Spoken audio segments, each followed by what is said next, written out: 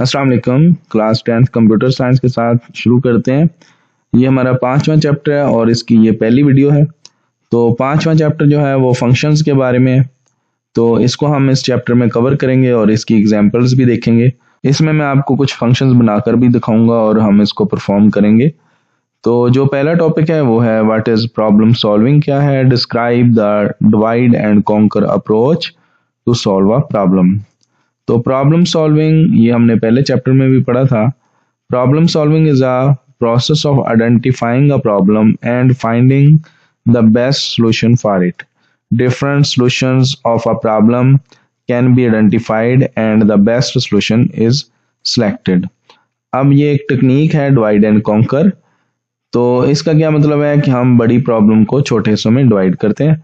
आइए इसको रीड करते हैं। Divide and conquer is a good problem solving approach. It divide a problem into multiple smaller parts और सब प्रॉब्लम्स या सब प्रोग्राम भी कह लें उसको। It become easier to focus on a single small problem instead of a whole big problem.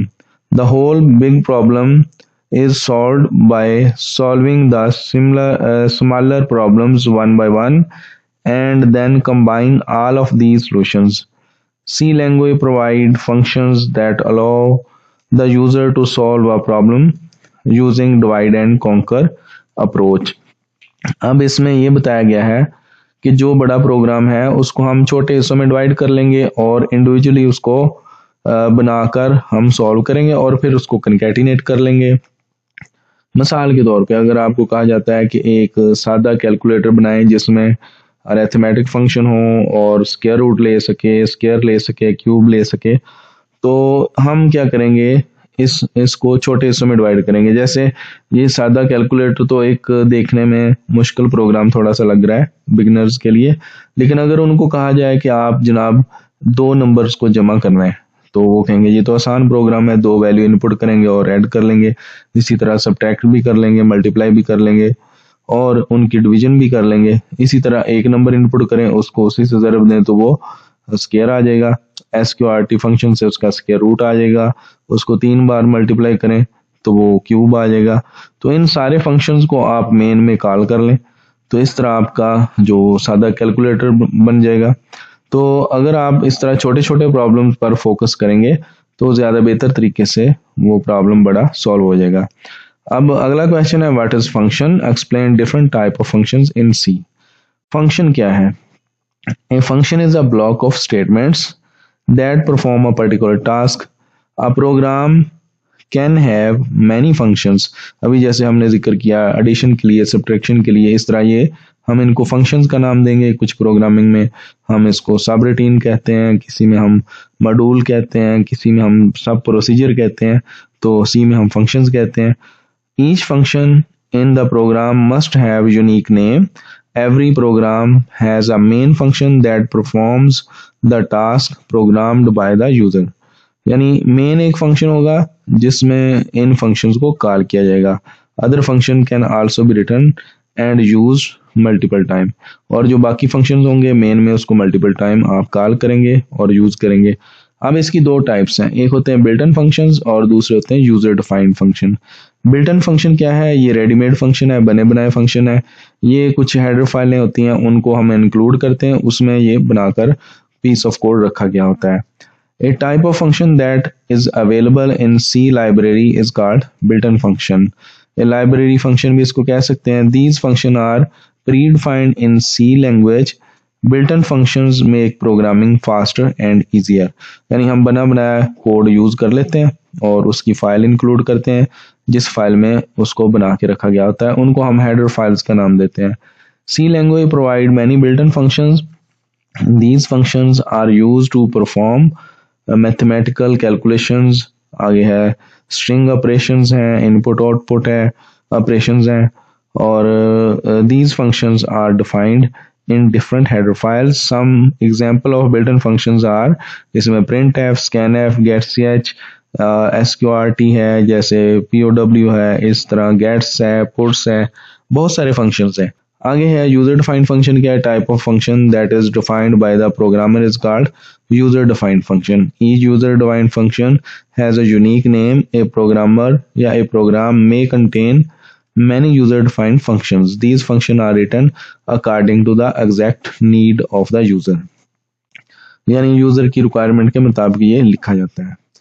अगला question है briefly explain the benefits of using functions. इसमें इसने हेडिंग्स के साथ ये बताया हुआ है रीयूजेबिलिटी, यानी हम पीस ऑफ कोड को एक बार लिखेंगे और बार बार उसी फंक्शन को यूज कर लेंगे, हमें बार बार कोड नहीं लिखना पड़ेगा। अच्छा, the code in function is written once but can be reused many times. It allows the user to execute the same statements multiple number of times without writing it again. Suppose a function line display a line on screen. It can executed in different part of the program to display the line again and again. यानी अगर एक line लगाने के लिए हमने function लिखा है तो जहां पर भी हमने लाइन लगानी है वहां पर हम दोबारा कोड नहीं लिखेंगे बल्कि उस फंक्शन का नाम से उसको कॉल करके वहां यूज कर लेंगे। इसके बाद है separation of task. The functions allow the user to separate the code of one task from the code of other task, यानी एक काम का आपने अलग कोड लिख लिया, दूसरे का अलग कोड है, अगर उसमें गलती आ जाए तो आसानी से पकड़ी जाएगी। It become easier to find error and make changing in small function instead of whole program. उसके बाद अगली हेडिंग है जिसमें बताया गया है कम्प्लेक्सिटी रिड्यूस हो जाएगी, handling the complexity of problem. The use of functions reduce the complexity of the problem, यानी अगर बहुत लंबा कोड है तो यूजर को उसको मैनेज करना, उसकी जो पेचीदगी है उसको मिनिमाइज करना मुश्किल हो जाएगा। अगर अलग अलग लिखा हुआ है, डिवाइड किया हुआ है तो आसानी से मैनेज कर लेगा। Functions divide the programme into smaller units. It is easier to maintain the function than one big problem. आगे है any change in a function does not affect the other part of program, यानी जो बाकी हिस्से हैं अगर एक function को आप चेंज कर रहे हैं तो उसी में चेंजिंग हो रही है, बाकी किसी को नहीं छेड़ा जा रहा है। अगली चौथी हेडिंग है readability. The use of function improve the readability of the program. Each function contain the code to solve a specific task.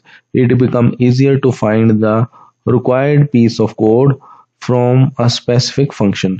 यानी आपको अगर किसी एक प्रॉब्लम को देखना है वो कहाँ पर सॉल्व हो रही है तो आप सिर्फ उसी कोड में जाएंगे, इसकी रीयूजेबिलिटी बढ़ जाएगी क्योंकि आपके पास हर फंक्शन अलग नेम से पड़ा होगा और जिसमें आपने चेंजिंग करनी है या जिसको एक्सेस करना है सिर्फ उसको ही हम देखेंगे। तो आज पहली क्लास में इतना ही काफ़ी है, अगले ही क्लास में हम नेक्स्ट टॉपिक देखेंगे। तब तक अल्लाह हाफिज़।